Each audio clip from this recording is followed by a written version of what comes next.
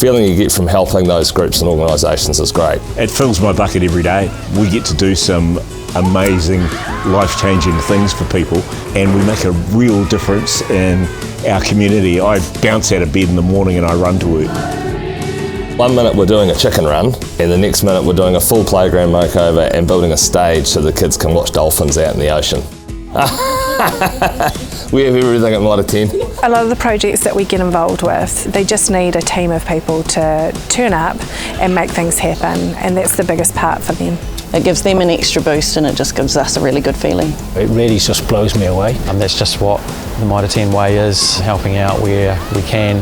Yeah, we're passionate. We're really passionate, us people. A $50 voucher for a plunket raffle is equally as important as sponsorship of the local rugby club. If we're out there in the communities supporting people, it's a win-win for everyone.